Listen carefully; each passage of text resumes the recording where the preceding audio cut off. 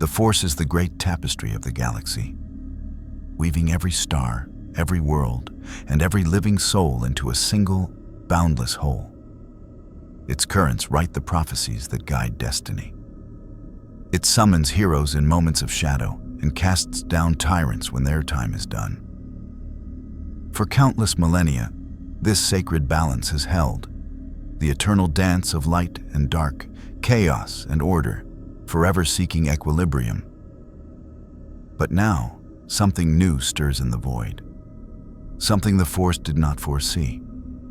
An entity that sees the tapestry not as destiny, but as a narrative. And it has no interest in a happy ending. The dimensional tear opened without warning above Tatooine's endless deserts, a ragged wound in space-time that screamed with impossible colors.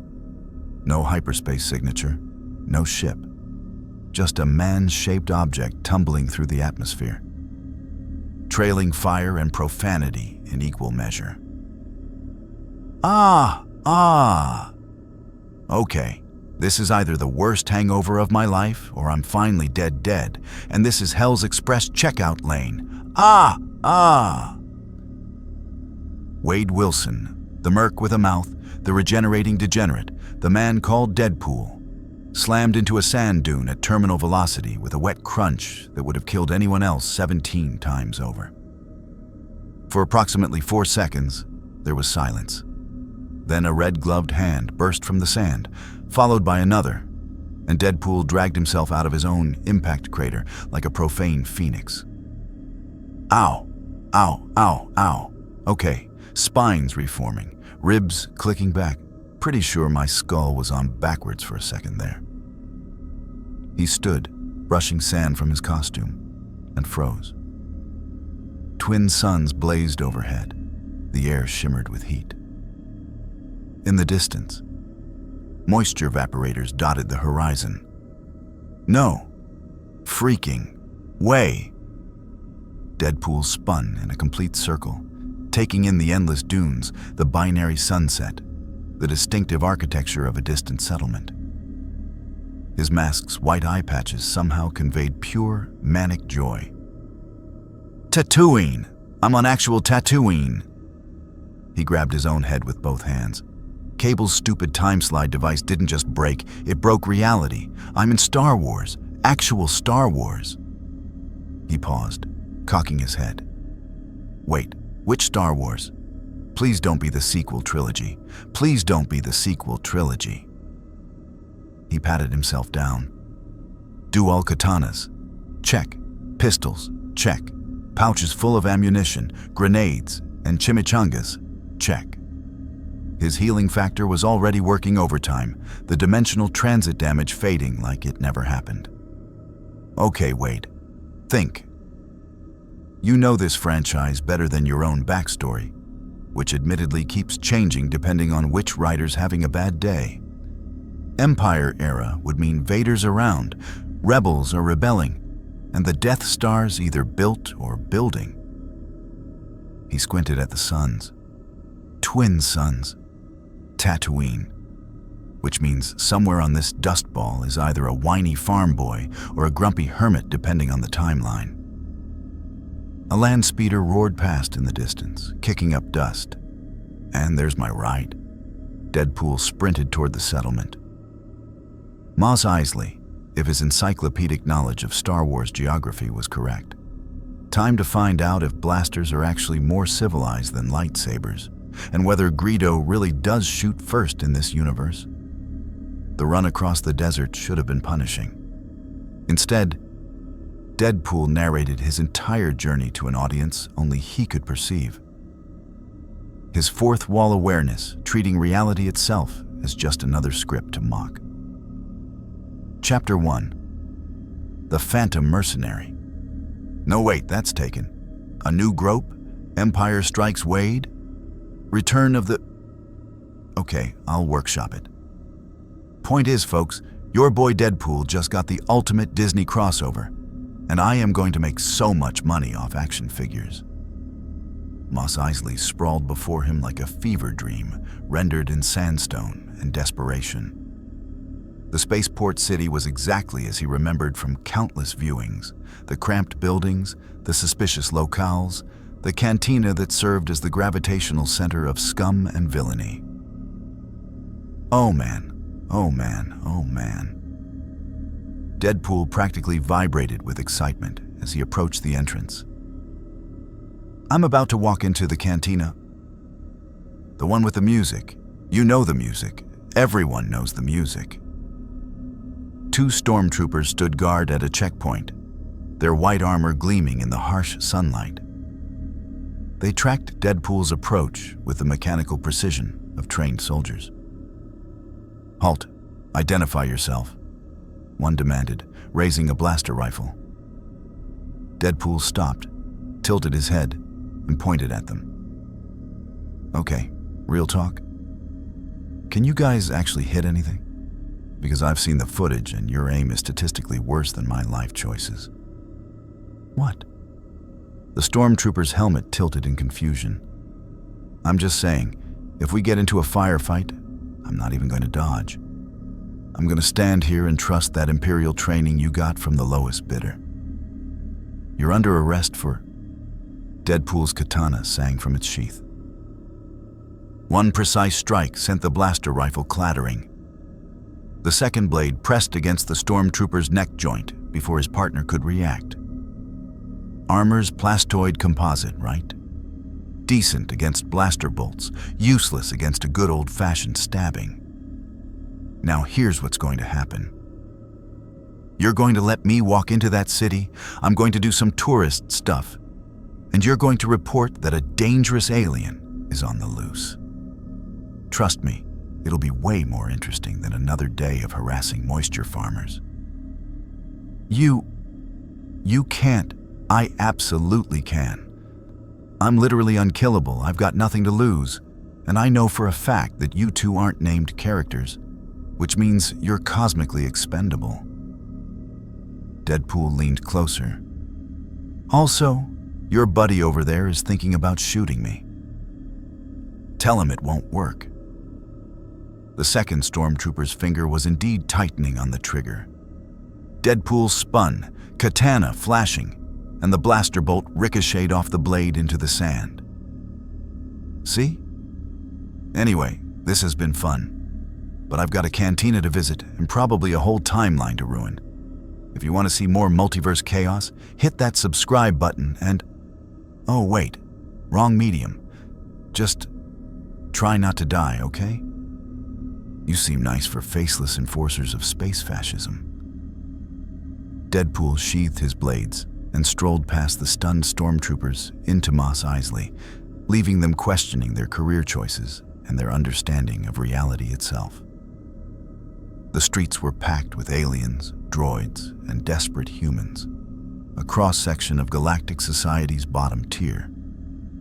DeadPool drank it all in, his enhanced senses picking up conversations in a dozen languages, the ozone smell of plasma weapons, the distinctive sound of deals being made and broken simultaneously.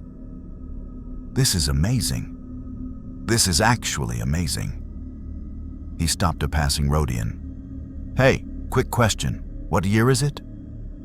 The Rhodian chittered something incomprehensible and hurried away. Right, language barrier. Forgot about that. DeadPool spotted a protocol droid nearby. Yo, gold guy. What's the current date? Galactic standard? The droid turned, photoreceptors glowing. The current date is... Actually, don't care about numbers. Is the Empire running things? Is there a big spherical space station somewhere that definitely doesn't have any design flaws?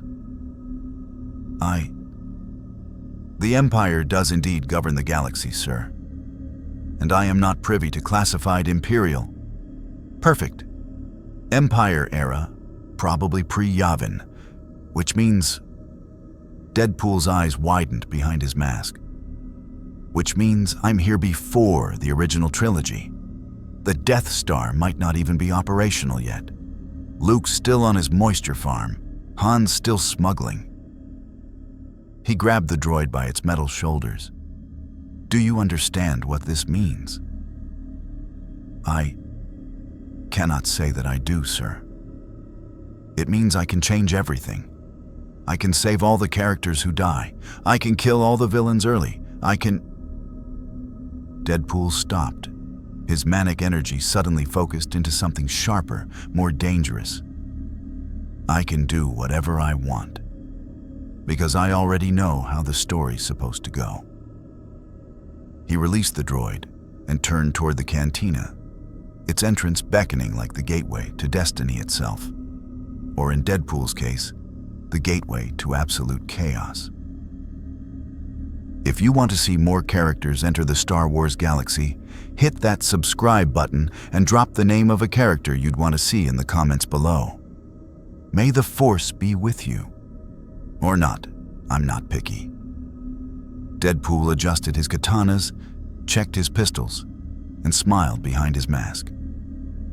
Let's go rewrite some destiny.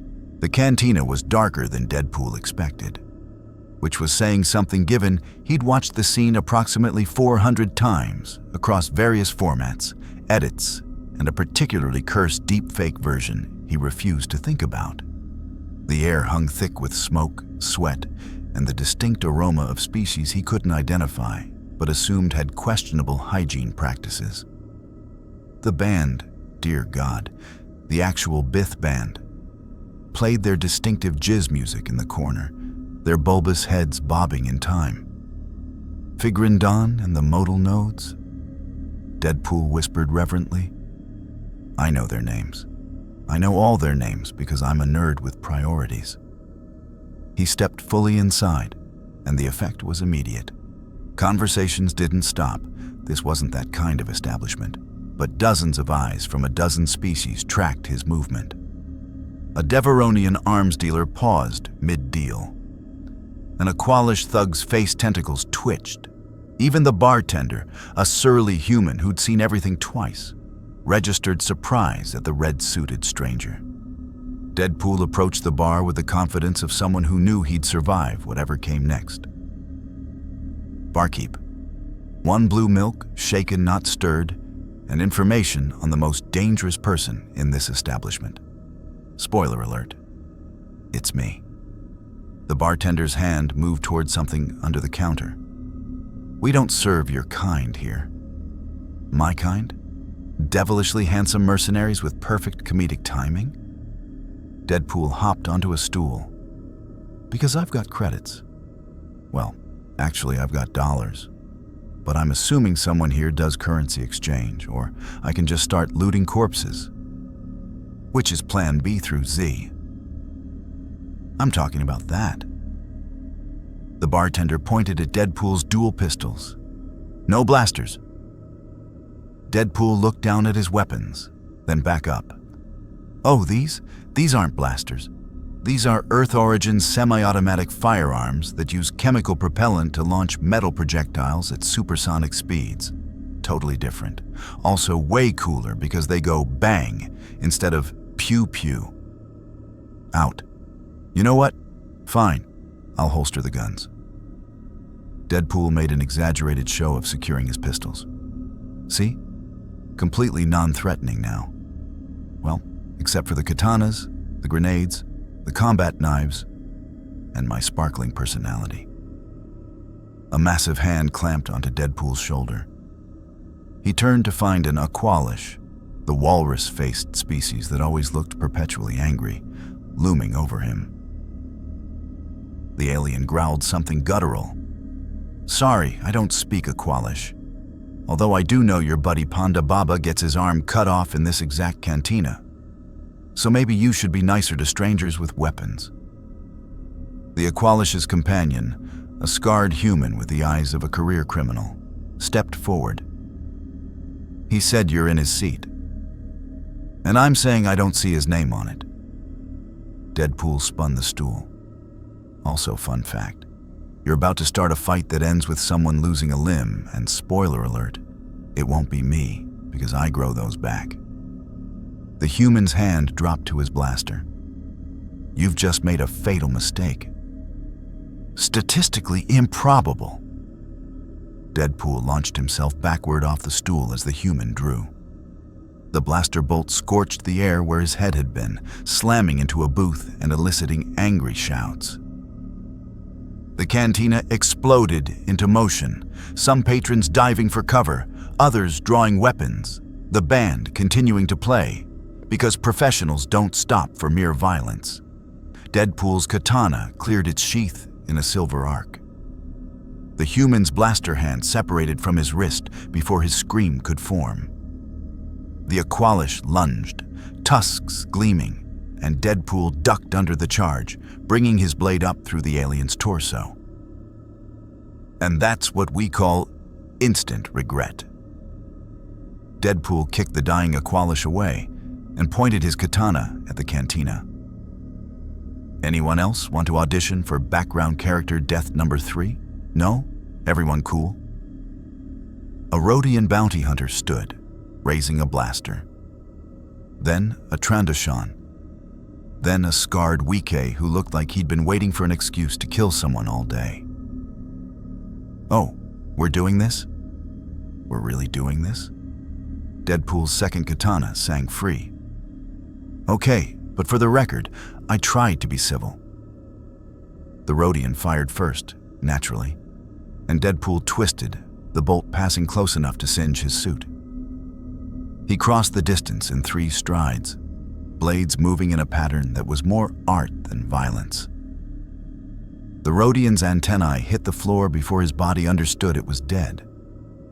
The Trandoshan proved tougher, his reptilian hide absorbing a slash that would have gutted a human. DeadPool adapted instantly, reversing his grip and driving both katanas through the bounty hunter's eyes. Lizard brain? More like lizard pain, eh?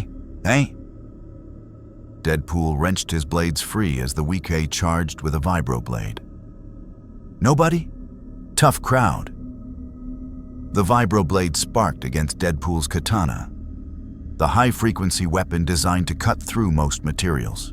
DeadPool grinned behind his mask and grabbed the Wike's wrist with his free hand, yanking the alien off balance and driving his knee into the creature's throat. The Wike dropped, choking, and DeadPool's blade ended the struggle with professional efficiency. 3 down, and a blaster bolt took DeadPool in the shoulder, spinning him around. Ow! Okay, who has the death wish? A Duros smuggler stood near the entrance, blaster smoking. The sight of DeadPool still standing, and the hole in his suit already beginning to heal, drained the color from the alien's blue skin. That's right, I'm already healing. It's my thing. It's literally what I do. DeadPool drew one of his pistols. Now let me show you what your thing is about to be, a cautionary tale. The gunshot was deafening in the enclosed space, so different from a blaster's whine. The bullet punched through the Duros's chest and exited through a support beam behind him. The alien dropped without a sound. Silence crashed over the cantina. Even the band had stopped playing. DeadPool holstered his pistol and spread his arms. So, who else wants to test whether I'm immortal? Show of hands? Nobody? Excellent. He turned to the bartender, who'd watched the entire massacre with professional detachment. Now, about that blue milk and information. You need to leave. The bartender's voice was flat. Right now. But I just got here. We haven't even gotten to the part where I ask about the Millennium Falcon or whether anyone's seen a kid named Skywalker. Those Stormtroopers you threatened, they called it in. Imperial garrison sending a full squad. The bartender leaned forward. And I don't care how fast you heal. You just killed 5 people in my establishment during peak hours. The Empire's going to make an example. DeadPool cocked his head. How long do I have? They're probably outside already. Damn, Empire's efficient. Fascism really does make the trains run on time. DeadPool sheathed his katanas and headed for the back exit, stepping over bodies. For what it's worth, this was exactly as fun as I hoped. Tell Disney I'm available for reshoots. He burst through the rear entrance into an alley and immediately dove behind a stack of cargo containers. Blaster bolts scorched the wall where he'd been standing. A full squad of stormtroopers had the exit covered.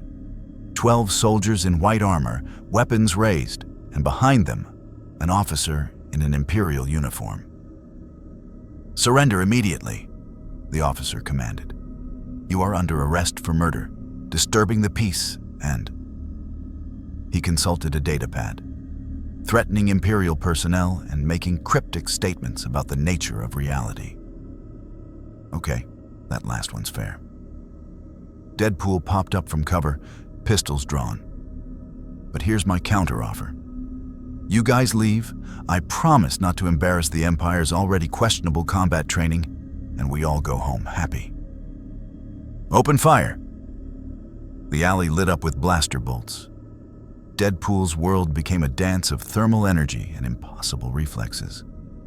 He moved like water, like madness, like someone who died so many times that death had become boring.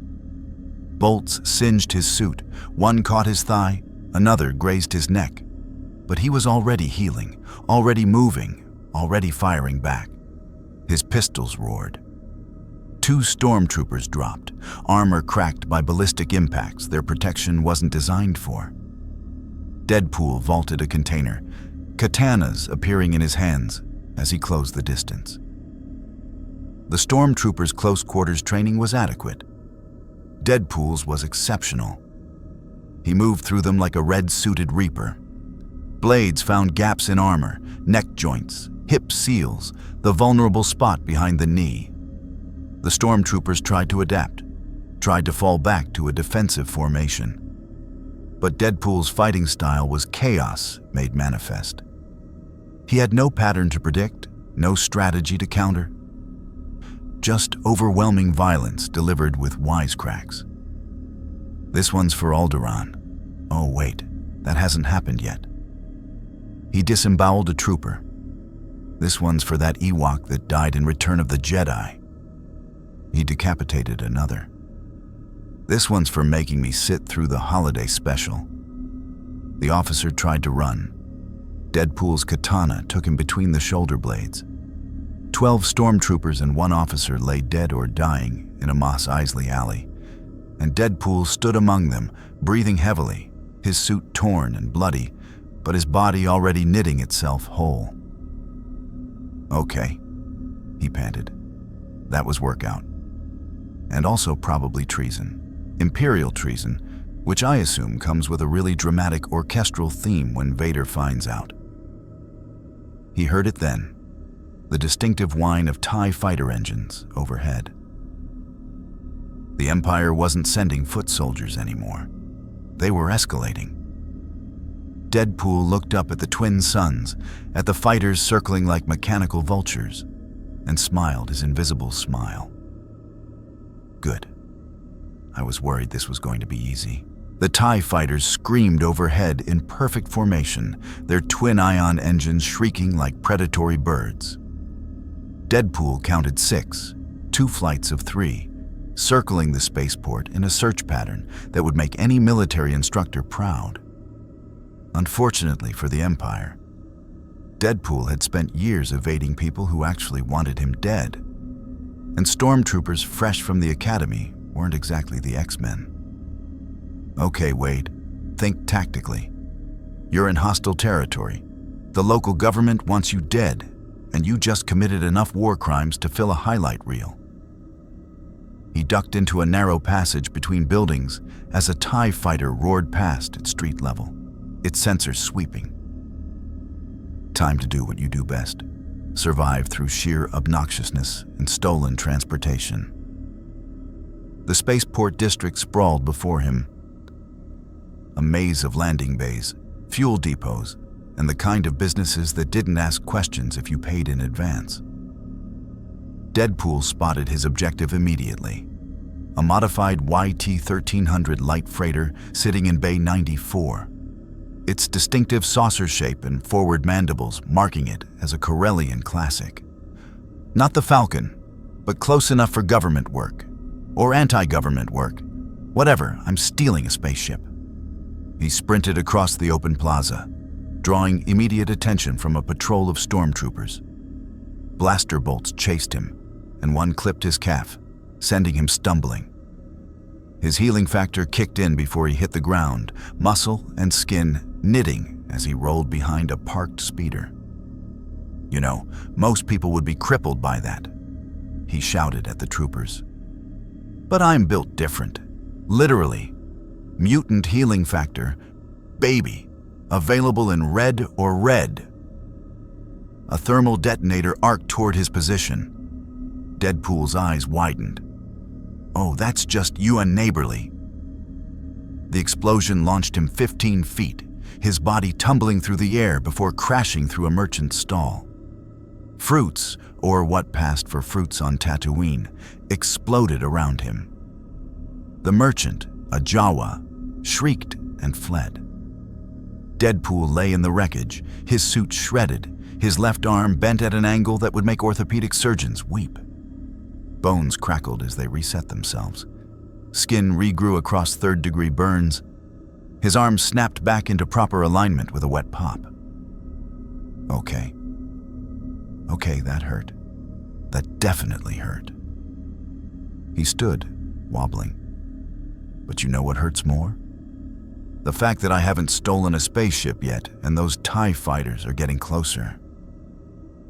He burst from the stall and charged Bay 94. The boarding ramp was down. Blessed luck or criminal carelessness, he didn't care. DeadPool pounded up the ramp and nearly collided with a Rhodian pilot who'd been doing pre-flight checks. Hi, I'm your new captain. You're fired.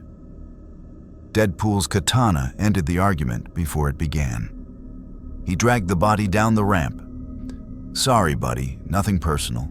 You were just in the wrong place at the wrong time. And sealed the ship. The interior was classic Corellian freighter. Cramped corridors, jury-rigged systems, and the persistent smell of hydraulic fluid mixed with something organic that had definitely died in the ventilation. DeadPool found the cockpit and dropped into the pilot's seat. Okay, how hard can flying a spaceship be? It's just like driving, but with more dimensions and certain death if you screw up. He studied the controls, a bewildering array of switches, levers, and displays in Orobesh script he couldn't read. Right, different language. That's a problem. A blaster bolt struck the viewport, leaving a scorch mark. The stormtroopers had reached the bay. No time for tutorials. DeadPool started flipping switches at random. The ship shuddered. Something sparked. The engines whined to life with a roar that rattled his teeth. Yes! Who needs a manual when you've got dumb luck and protagonist energy? He grabbed the control yoke and pulled. The freighter lurched upward, slamming him back into the seat.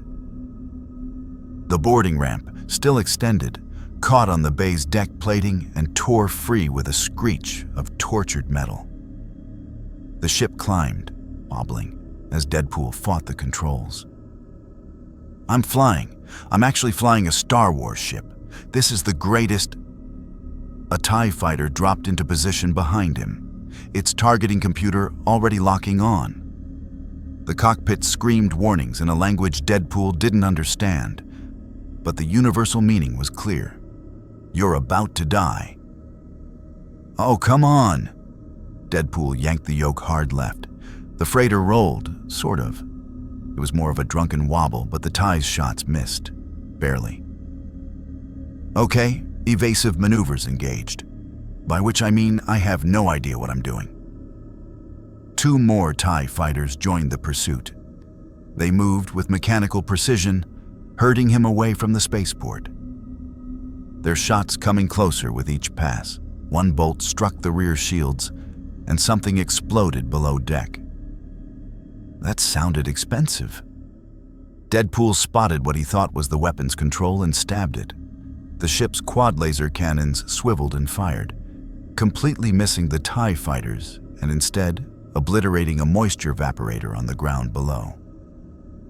Oops, my bad. I'll pay for that. I absolutely won't pay for that. The lead TIE fighter pilot was either extremely skilled or extremely frustrated, because his next barrage walked perfectly along the freighter's hull. Shields flared and died. Hull plating peeled away. The ship screamed in protest. DeadPool's tactical genius, such as it was, kicked in. He couldn't outfly them. He couldn't outgun them. But he could do something that no sane pilot would attempt. He nosed the freighter down into a steep dive, heading directly for the densest part of Mos Eisley. Buildings rushed up at terrifying speed. The TIE fighters followed, probably assuming he'd pull up at the last second. DeadPool didn't pull up. "Hold on to your butts!" he screamed at the empty cockpit, and plowed the freighter between two buildings with maybe 3 feet of clearance on either side. Durasteel screamed. The viewport cracked. Something tore off the port side, and suddenly he was through. The ship's momentum carrying him down a main street at 100 kilometers per hour. Pedestrians scattered. Speeders swerved. One TIE fighter tried to follow and clipped a building, erupting in a fireball that lit up the street behind him. "One down!" DeadPool whooped, pulling up before he hit a landing platform. The freighter climbed, engines straining, and broke into open sky. 2 TIE fighters remained, and they were angry now, closing the distance with predatory intent. "Okay, new plan. I need to..." DeadPool's hand hit something on the console, and the Navy computer chirped to life. A holographic star map appeared, showing dozens of nearby systems. Oh, hyperspace. I can just leave." He started jabbing coordinates at random. The Navy computer screamed errors. Apparently, hyperspace required correct coordinates, not just enthusiastic guessing. A TIE fighter blast took out his portside engine. The ship lurched, spinning. Not helpful.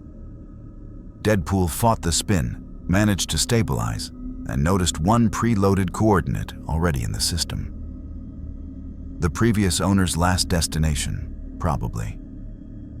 He had no idea where it went. "You know what? Mystery planet it is." He slammed the hyperspace activator. Nothing happened. Work. He hit it again, and again. The TIE fighters were lining up for kill shots. Then he saw the throttle, pushed only halfway forward. DeadPool shoved it to maximum, and the universe stretched. The stars elongated into lines of impossible light.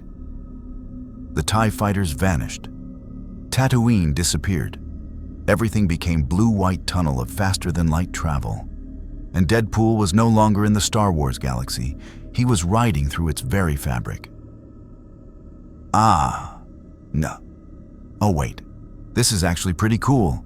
I'm in hyperspace, actual hyperspace. He leaned back, the ship now mercifully on autopilot through whatever route the previous owner had programmed. Okay, let me process. I crashed on Tatooine, killed like 20 people. Stole a spaceship I can barely fly, and escaped into hyperspace without knowing where I'm going. By any reasonable metric, that's a Tuesday. The hyperspace tunnel hummed around him, beautiful and deadly and completely beyond his control. The Navy computer displayed a countdown in alien numerals he couldn't read. DeadPool pulled off his mask, revealing his scarred face, and stared at his reflection in the cracked viewport. The face that had launched 1,000 nightmares stared back, grinning. "So here's the situation, audience," he said to the fourth wall that only he could see. "I'm in Star Wars. The Empire wants me dead. I don't know where I'm going. And I have absolutely zero plan beyond survive and cause chaos. Which, honestly," he replaced his mask, "is exactly how I like it." The Navy computer beeped. The countdown hit 0. The hyperspace tunnel collapsed, and reality snapped back into focus. DeadPool found himself staring at a massive gray sphere hanging in space, bristling with weapons, crawling with construction crews and support ships, large enough to be mistaken for a small moon. Oh no.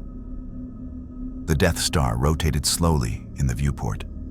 Its super laser dish still incomplete, but its threat absolutely unmistakable. Oh no, no, no. A dozen Star Destroyers hung in formation around it. Hundreds of TIE fighters patrolled the perimeter. And every single sensor in the entire Imperial fleet had just registered an unknown freighter dropping out of hyperspace in restricted space.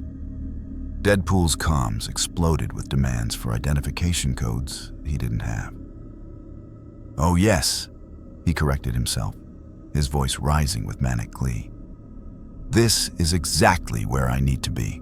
The Imperial communications officer's voice crackled through the stolen freighter's speakers, with the crisp authority of someone who'd never been told no by an unauthorized vessel.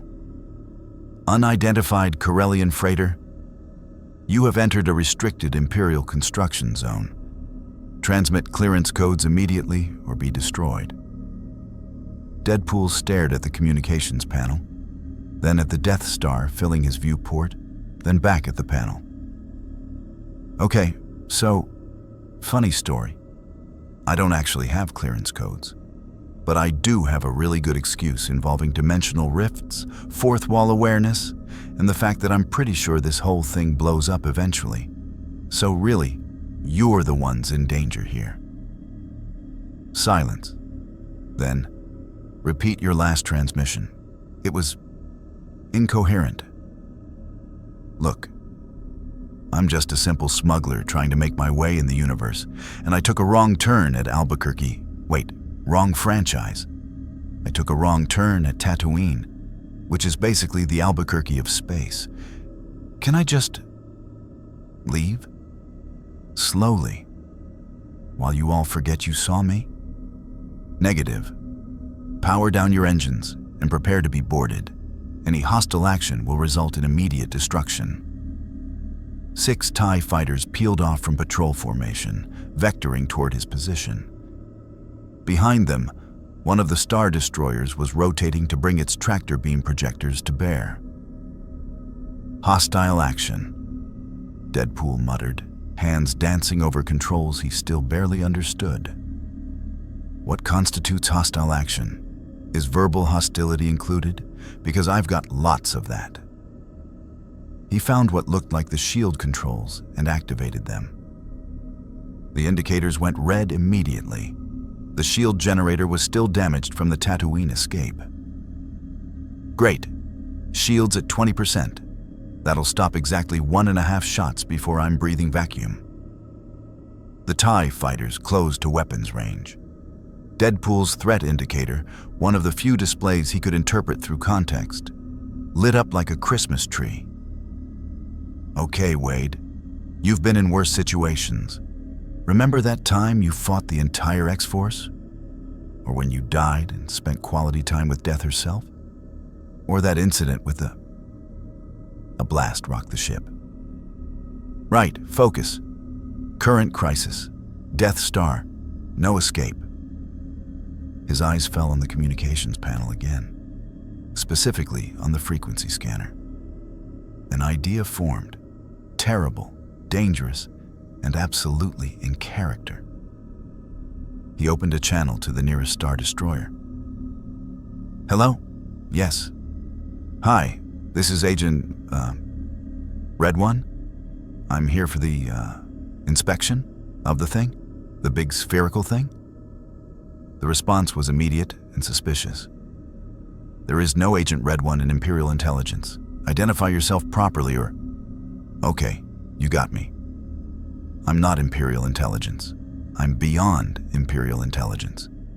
I'm here on direct orders from Lord Vader himself. DeadPool let that sink in. Yeah, the Vader. Big guy, breathing problem, really into black capes.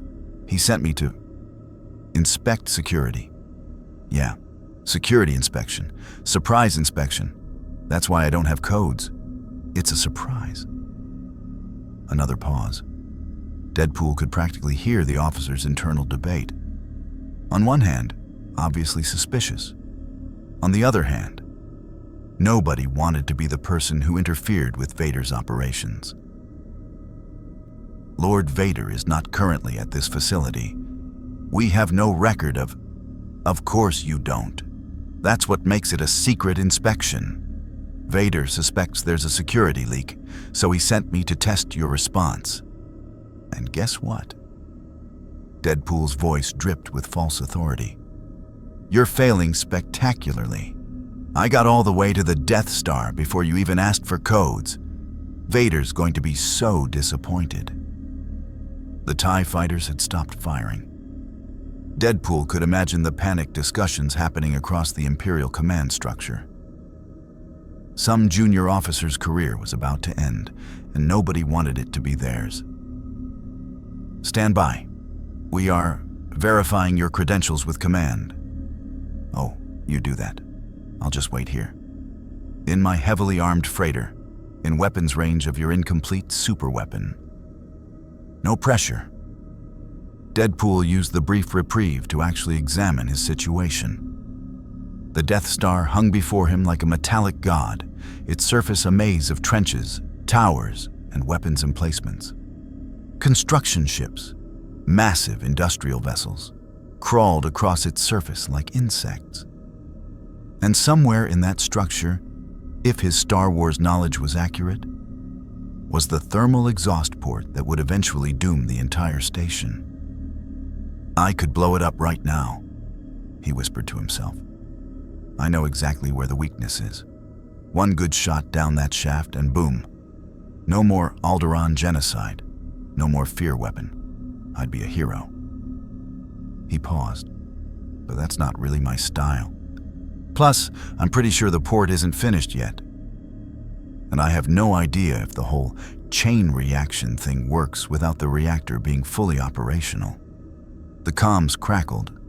A new voice, deeper, carrying more authority. This is Captain Yoren of the Star Destroyer Adjudicator. Lord Vader has been contacted. He is en route to your position.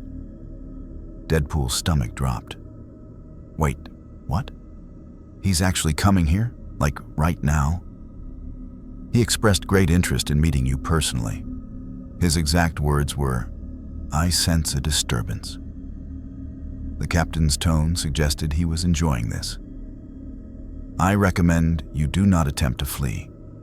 Lord Vader has ways of dealing with imposters. I'm sure he does. I bet they're very creative and involve lots of breathing sounds. DeadPool checked his weapons. Katanas, useful against most things, probably useless against a Sith Lord. Pistols, same problem. Grenades might be entertaining but ultimately futile. Healing factor would keep him alive through whatever horrific things Vader did to him, which was actually worse than dying. A new signature appeared on his sensors. Something big, moving fast, dropping out of hyperspace with the casual precision of an apex predator. Vader's personal shuttle emerged from the blue-white tunnel of hyperspace, flanked by 4 TIE advanced fighters. The shuttle was black, angular, and radiated menace even through the vacuum of space. It moved toward the Death Star with purpose, and DeadPool realized with creeping dread that it was heading directly for his position. Okay, new plan. New plan, new plan, new plan. He searched the cockpit frantically. There's got to be an escape pod on this thing. Every ship has escape pods. It's like spaceship law. He found the escape pod controls, a small panel near the emergency systems. 1 pod remained. He could jettison himself, hope the Imperials were too focused on Vader's arrival to track a single escape pod, and drift until the ship lurched. Everything stopped working. Controls went dead. The engine whine cut off. Even the life support seemed to pause. Through the viewport, DeadPool saw it. Vader's shuttle, still hundreds of meters away. And yet the Dark Lord's power reached across the void to grip his freighter in an invisible fist. The tractor beam from the Star Destroyers activated simultaneously, redundant insurance against escape. Oh, that's the Force. That's actually the Force. DeadPool felt the pressure in his bones, in his mind, a crushing presence that seemed to squeeze his very soul. This is bad. This is very bad. This is fight Thanos without the Infinity Stones bad. His freighter rotated against his will, pulled toward the Death Star's primary hangar bay. Vader's shuttle moved in parallel, matching his speed, and for just a moment, maybe it was imagination, maybe it was the Force, maybe it was the plot itself. DeadPool felt eyes upon him. Cold eyes, measuring eyes, eyes that had seen through far better lies than his. The hangar bay yawned open, a mouth of light and steel. Stormtroopers lined the deck in perfect formation, hundreds of them. Officers stood at attention. Crew members watched from their stations. And at the center of it all, as DeadPool's freighter settled onto the deck with a hydraulic hiss, stood Darth Vader. 7 feet of black armor and controlled fury, cape settling around him like folded wings. Respirator breathing with that distinctive rhythm that had terrified a galaxy. Lightsaber hanging at his belt, dormant but promising. DeadPool's boarding ramp lowered with a mechanical whine. He stood at the top, looking down at the assembled Imperial might. And for the first time since arriving in this universe, he had absolutely no idea what to say. Vader's mask tilted upward. "You are not what I expected." His voice was a mechanical bass that resonated in the hangar's acoustics. "The Force is confused by your presence, as if you exist and do not exist simultaneously." "Yeah, I get that a lot. It's the fourth wall thing. Plays hell with cosmic awareness." DeadPool walked down the ramp slowly, hands away from his weapons. "So, Lord Vader? Big fan. Loved your work in the Jedi Temple. The younglings thing was dark, but wait. Has that happened yet? Timeline's fuzzy." The Stormtroopers raised their weapons. Vader raised a hand, and they froze. "You speak as though you know events that have not occurred, as though you can see through time itself." Vader stepped forward. "This is not a Force ability. What are you?" Complicated question, short answer. "I'm a mercenary from another dimension who knows your entire life story, because where I come from, you're a fictional character in a very successful movie franchise." Medium answer, "I'm unkillable, insane, and probably going to say something inappropriate in the next 30 seconds. Long answer. Vader's hand clenched into a fist. DeadPool's throat constricted. His feet left the ground. The Force choke lifted him 3 feet into the air, cutting off his oxygen, and his healing factor kicked in immediately, repairing the damage as fast as Vader could inflict it. "Impressive," Vader said, watching DeadPool's neck bruise and heal in real time. "You truly cannot die, but you can suffer." DeadPool's vision blurred. His healing factor was keeping his brain oxygenated, but the pain was very real. Still, through the agony, he managed to croak out, "This is exactly as hot as I imagined." Vader's grip faltered for just a microsecond. "What?" DeadPool dropped to the deck, gasping. "Sorry, inappropriate humor. Defense mechanism. Won't happen again until the next time it definitely happens." He stood, rubbing his throat. "Look, Vader, can I call you Vader? Or do you prefer Annie? Actually, that's definitely going to get me killed. Forget I said that. You claim to know my story. Prove it." Vader's lightsaber remained holstered, but his presence in the Force intensified. "Tell me something only I would know." DeadPool met the mask's eye lenses. Behind them, he knew, were the scarred, yellow eyes of Anakin Skywalker. What remained of him. And DeadPool realized he held power here. Dangerous power. Knowledge that could shatter this man's world. Your wife's name was Padme, DeadPool said quietly.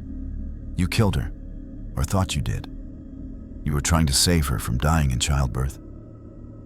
But your fear drove you to the dark side, and in your rage, you force-choked her on Mustafar. She died anyway. And before she did, she gave birth to twins, Luke and Leia. And you don't know they exist. The hangar went absolutely silent. Every stormtrooper, every officer, every crew member felt the temperature drop as Vader's fury manifested in the Force itself. Equipment sparked. Deck plating groaned. Somewhere in the distance, something exploded. Vader's hand moved to his lightsaber. You lie.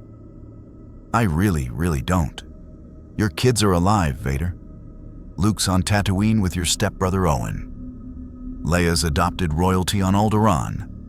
Which, spoiler alert, your boss is about to blow up to make a point. And eventually, Luke's going to face you, and you're going to cut off his hand, and then you're going to tell him you're his father. And it's going to be this whole thing. The lightsaber ignited, crimson blade humming with barely controlled violence. You will tell me everything you know, Vader said, his voice somehow even colder than before. And then I will decide whether you live or die. Again and again, for as long as it entertains me. DeadPool looked at the lightsaber, at Vader, at the assembled Imperial might surrounding him, and shrugged. Well, this escalated quickly. The interrogation chamber was exactly as sterile and terrifying as DeadPool expected. All black surfaces, harsh lighting, and ominous equipment that definitely violated multiple Geneva Conventions. Not that the Galactic Empire had signed the Geneva Conventions or knew what Geneva was. But the spirit of human rights violations was absolutely present. DeadPool sat strapped to an interrogation chair, his wrists and ankles secured by Durasteel restraints that could hold a Wookiee. Around him, 6 stormtroopers stood guard. An Imperial interrogation droid hovered nearby, its syringe appendages gleaming with chemical persuasion. And Darth Vader stood before him, arms crossed, radiating menace like a black-armored reactor. So, DeadPool said cheerfully, is this the part where you threaten my family? Or can we skip that since I don't remember if I have one this continuity? You will answer my questions. Vader's voice carried no inflection, no emotion, just mechanical certainty. The interrogation droid can cause pain beyond your comprehension. Your healing factor will keep you alive through it, indefinitely. Kinky. DeadPool tested his restraints. But here's the thing, Vader. I'm ADHD incarnate with severe mental instability. Torture's just gonna make me talk more, and trust me, you don't want that. I'll spoil everything. The whole saga, all 9 films, the prequels, the sequels, the holiday special. I'll ruin everything. Vader was silent for a long moment. Then, you mentioned my children. Oh, we're going there. Okay. Deep breath, well, deeper breath than your respirator already takes. This is gonna hurt. DeadPool leaned forward against his restraints. Luke Skywalker, Leia Organa, twins born right after Padme died. Obi-Wan took Luke to Tatooine, gave him to your stepfamily. Bail Organa took Leia to Alderaan, raised her as a princess. They split them up specifically so you couldn't find them. Obi-Wan. Vader's voice dropped to something almost like hatred. Kenobi lives. Lived. Lives. It's complicated. He's on Tatooine playing hermit, watching over Luke, waiting for the kid to grow up so he can turn him into a Jedi and use him against you and the Emperor. It's this whole chosen one prophecy thing that you were supposed to fulfill. But you kind of screwed that up with the whole murdering children phase. Vader's hand clenched. A support beam groaned somewhere in the wall. You speak of prophecy, of fate, as though the future is written. Where I come from, it is written. George Lucas wrote it. 6 movies, well, 9 now. But the last 3 are controversial. You're the villain for the first trilogy. Then you get a redemption arc in the original films where you save Luke from the Emperor and die. It's actually pretty beautiful. James Earl Jones did amazing voice work. I do not understand half of what you say. Vader stepped closer. But I sensed truth in your words. Distorted truth, dangerous truth. He gestured to the interrogation droid. Show me your memories. The droid extended a neural probe, a wicked-looking device designed to interface directly with a subject's brain and extract information regardless of consent or sanity. DeadPool eyed it with genuine concern. Okay, I'm going to stop you right there. You do not want to go into my head. It's like a garbage fire having a threesome with a fever dream and a Marvel wiki. There's no organization. The fourth wall's broken. Sometimes DeadPool from the comics shows up and we argue about continuity. It's a mess. Nevertheless, Vader nodded to the droid. The probe touched DeadPool's temple and pushed. The effect was immediate and catastrophic. The droid's optical sensors flickered. Sparks erupted from its main processing unit. Every speaker in the interrogation room emitted a high-pitched screech, and through them, impossibly, came voices. Breaking the fourth wall again. Audience can see this. Not supposed to exist in this narrative. Vader's gonna be pissed. The droid exploded. Shrapnel peppered the room. The Stormtroopers raised their weapons in confusion. Vader stood unmoved, but DeadPool could sense something from him. Surprise, perhaps, or concern. Told you, DeadPool said. My brain's a recursive paradox wrapped in mental illness and meta-narrative awareness. Technology can't handle it. Force users probably can't handle it. I barely handle it, and I live here. Vader studied him for a long moment. Then he turned to the Stormtroopers. Leave us. My lord? One trooper hesitated. Protocol dictates, leave. They left, fast. The door hissed shut, sealing DeadPool and Vader in the interrogation chamber alone. The Dark Lord deactivated the monitoring equipment with a gesture, and suddenly the room felt much smaller. You are either the greatest fool in the galaxy, Vader said slowly, or the most dangerous being I have encountered. Perhaps both. It's definitely both. I'm a multitasker. The Emperor will want to see you, to understand you, to use you. Vader began pacing, a strangely human gesture from something so imposing. He will sense your knowledge of future events. He will attempt to extract it. And if your mind is truly as you describe, that extraction will fail. He does not tolerate failure. So he'll kill me. I'll heal. He'll kill me again. Repeat until everyone's bored. Sounds like a Tuesday. DeadPool watched Vader pace. But you're worried, I can tell. Not about me, about what I know, about your kids. Vader stopped. If they exist, if you speak truth, oh, they exist. And here's the fun part. You're going to meet Luke in about 3 years. He's going to blow up this station. DeadPool gestured vaguely at the Death Star around them. With a proton torpedo down a thermal exhaust port that leads directly to the main reactor. 2-meter-wide shaft. The Empire's going to tell the Emperor it's ray-shielded. But they're lying because nobody wants to admit they left a massive design flaw in the ultimate weapon. Vader turned sharply. You know of a weakness in the Death Star? Oh yeah, it's hilariously bad engineering. Your Empire's so obsessed with big, impressive weapons that they forgot about basic structural integrity. One X-Wing, one good shot, boom. Whole thing goes up like the galaxy's most expensive firework.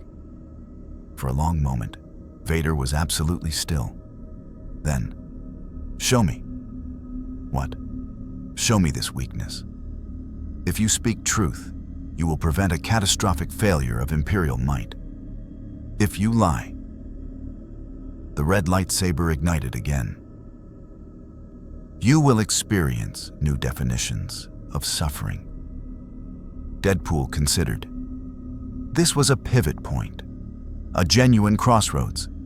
He could show Vader the weakness, and the Empire would fix it, and Alderaan would still be destroyed, and Luke would fail, and the rebellion would die, and the galaxy would suffer under Imperial rule indefinitely. Or he could lie, and Vader would probably torture him until the heat death of the universe. Or, third option, he could do something characteristically DeadPool. I'll show you, DeadPool said. On one condition. You are in no position to negotiate. Sure I am. I'm the only person in this galaxy who knows your kids exist. I know where they are. I know what they look like. I know their whole destiny. And if you kill me or let the Emperor mind rape me, that information dies with my already questionable sanity. DeadPool met Vader's mask directly. So here's my condition. I help you fix the Death Star's weakness. In exchange, you leave Luke and Leia alone. No hunting them, no turning them, no bringing them before the Emperor. They get to live their lives. You would save the Empire's superweapon to protect the children of its greatest enforcer? Vader's tone carried something that might have been amusement. That is paradoxical. I'm a paradox. It's my brand. DeadPool rattled his restraints. So what'll it be, Vader? Do we have a deal? Vader extinguished his lightsaber. You misunderstand. I do not need your cooperation. I can extract this information through what? The Force? We just established my mind breaks machines. You really want to risk your consciousness in this? DeadPool tapped his head. Plus, I'm betting you've already tried to read my thoughts, and it felt like sticking your brain in a blender set to frap. Vader's silence confirmed it. Right. So, deal? If I agree, and you reveal this information, I will have you transferred from Imperial custody. Vader stepped closer. But understand this. I make no promises about my children. Their fate is their own. If they stand against the Empire, I will face them as I face all enemies. That's surprisingly reasonable, and also exactly what happens in the movies, so I guess that works. DeadPool grinned behind his mask. Release me, and I'll give you a tour of your station's greatest hits of terrible engineering. Vader waved a hand. The restraints clicked open. DeadPool stood, rubbing his wrists, and followed the Dark Lord into the corridor. Stormtroopers snapped to attention as they passed. Officers scrambled out of their path. The entire Death Star seemed to hold its breath as Vader and the strange red-suited alien walked through its halls. They took a turbo lift down 17 levels, through security checkpoints that opened at Vader's presence, into the deeper sections of the station, where construction crews still worked around the clock. The air grew warmer.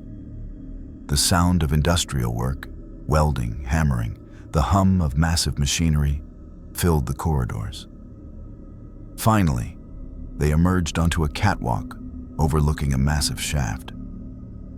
It plunged down through the Death Star's superstructure, a 2-meter-wide tunnel lined with maintenance access points and exposed conduits.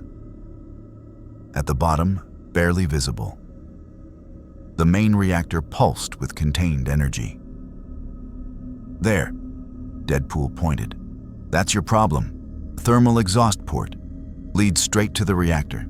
It's supposed to vent excess heat, but it's also a direct line to the station's core. One proton torpedo with enough velocity and the right angle, and you get a chain reaction that destroys the entire station. Vader leaned over the railing, studying the shaft. This was approved by Chief Engineer Bevel Lemelisk. He assured the Emperor the ray shielding would prevent any such attack. Bevel's either incompetent or lying to save his career. Probably both. DeadPool joined him at the railing. In the original timeline, a farm boy from Tatooine makes the shot using the Force. No computer could calculate the trajectory. It required mystical space magic and 1 in a million luck. A Force sensitive. Vader's voice carried weight. My son. Your son. Who, by the way, you eventually tell during a lightsaber duel after you cut off his hand. Luke, I am your father. Huge reveal. Spawned a million parodies. Vader turned from the shaft. This design flaw will be corrected. The shaft will be sealed, or additional shielding installed, or the exhaust rerouted. He looked at DeadPool. You have given the Empire a significant advantage. Why? Because I'm chaotic neutral on a good day and chaotic stupid on a bad day. Also because I wanted to see what happens when you change a fixed point in time. Maybe the universe explodes, maybe nothing changes and fate course corrects. Maybe I just created a timeline where the Empire wins and I've doomed the galaxy. DeadPool shrugged. Won't know until we find out. You are insane. Clinically, it's on my medical chart. Well, it would be if I had medical insurance, which I don't because America... Wait, wrong universe again. Vader studied him for another long moment. Then he activated his comlink. Grand Moff Tarkin, report to sub-level engineering immediately. We have a critical security matter to address.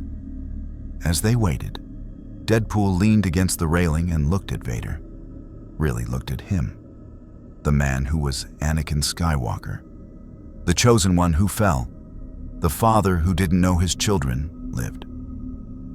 For what it's worth, DeadPool said quietly, you do get redeemed. In the end, you save Luke from the Emperor. You throw Palpatine down a reactor shaft, lots of shafts in your future, and you die as Anakin Skywalker again. Luke sees your real face. You become a Force ghost. It's a whole thing. Force ghost, Vader repeated. A Jedi ability that you somehow managed despite being Space Satan for 20 years. The Force is weird about technicalities. This future you describe. If I change events, if I prevent this station's destruction, does that future still occur? No idea. Like I said, we're in uncharted territory here. Maybe you're doomed to that fate no matter what. Maybe I just saved the Empire and destroyed any chance of your redemption. Maybe. Enough. Vader turned away. You have provided valuable intelligence. For that, I will honor our agreement. You will be released from Imperial custody. He paused. But I will be watching you. Whatever you are, wherever you came from, you are now part of this galaxy's story, and I sense your presence will bring great change. DeadPool snapped a sarcastic salute. Bringing chaos and change since 1991, it's what I do. One more question, Vader said. This fourth wall you mention, this awareness that you are in a story. Can you see the ending? Can you see how all of this concludes? DeadPool considered lying, considered truth, settled on something in between. I can see an ending.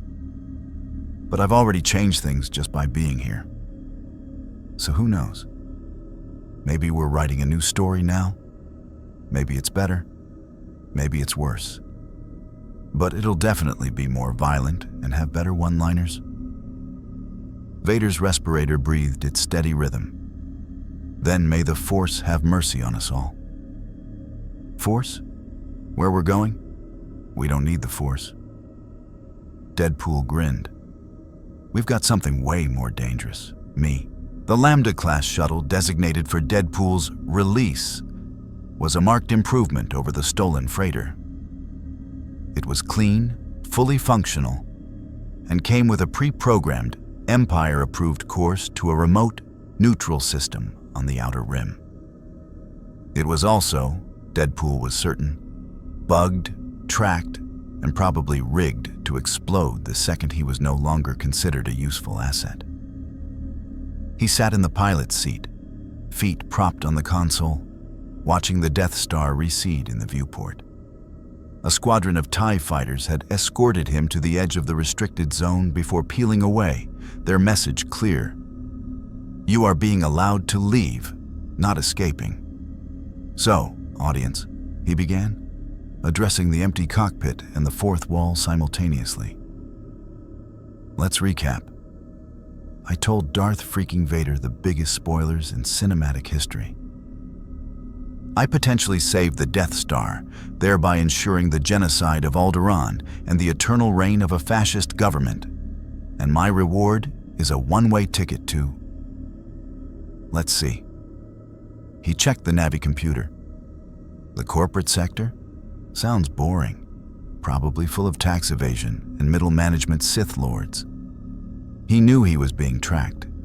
He could feel the electronic eyes of the Empire on him, a low-grade hum in the ship's systems that had nothing to do with the engines.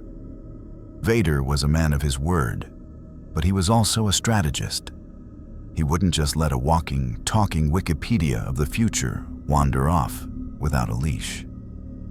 Okay, Imperial's listening in, he said, raising his voice. I know you're there. I can hear you breathing. Well, I can't because it's a digital surveillance feed, but you get the idea. So here's the deal. I'm not going to the corporate sector. I'm changing course. And if you try to stop me, I'm going to start broadcasting everything I told Vader on an open channel. Imagine the panic when every Moff and Admiral finds out their supreme commander is a former Jedi with daddy issues and 2 rebel sympathizing kids. He waited. No immediate tractor beam grabbed him. No Star Destroyer dropped out of hyperspace to block his path. They were listening, and they were hesitant. Good talk. He grinned and began inputting new coordinates, not at random this time. He typed in a name, a place he knew from the stories, a place of refuge for those who didn't fit in anywhere else. The Navi computer chirped, accepting the destination. The journey through hyperspace was a quiet, blue-tinted lull. It gave him time to think, which was usually a dangerous pastime. He had changed things, fundamentally. By revealing the Death Star's flaw, he had altered the course of the Galactic Civil War. The rebellion's greatest victory might never happen. Luke Skywalker might never become a hero. The Empire might never fall. Or, he mused aloud, maybe I just gave the story a much-needed shot of adrenaline. Good versus evil is so binary. What about chaotic stupid versus everything? That's a conflict with layers. The shuttle dropped out of hyperspace at the edge of a binary star system. Before him hung a planet, its surface a mix of deep reds and lush greens, with a single, massive crater-like city dominating one hemisphere. And in orbit, looking exactly as he'd imagined, was a modified VCX-100 light freighter. The Ghost. Bingo. DeadPool brought the shuttle into a standard approach vector, opening a comm channel. Hello, Spaceship Ghost. This is your friendly neighborhood multiversal tourist requesting permission to come aboard. I come bearing gifts, gossip, and a complete disregard for personal space. The response was immediate and wary. A woman's voice, laced with a Corellian accent and deep suspicion. Unidentified Imperial shuttle. This is Captain Hera Syndulla of the freighter Ghost. You are in restricted space.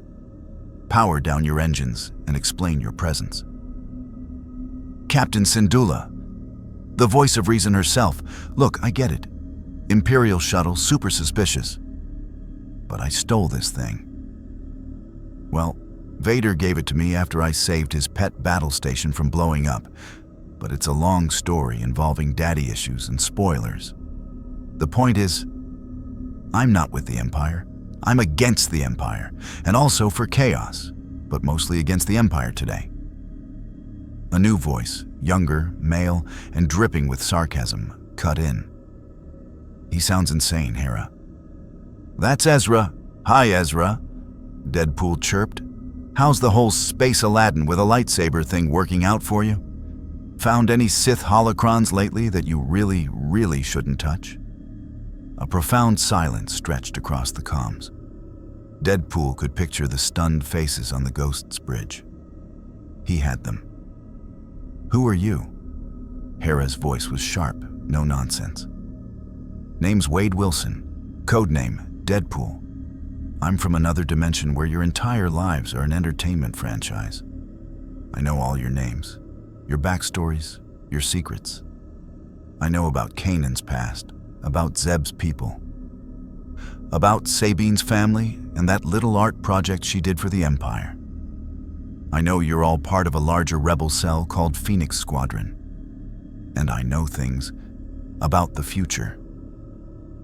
Another pause, then a different voice, deeper and calmer. Kanan Jarrus. What do you want? Right now? A shower and a chimichanga? Long-term to help or hinder? I haven't decided. But I've got information that could save lives or end them. Depends on my mood and whether anyone has any tacos. He could hear a muffled argument on the other end. He made out snippets. Clearly a trap. But how could he know?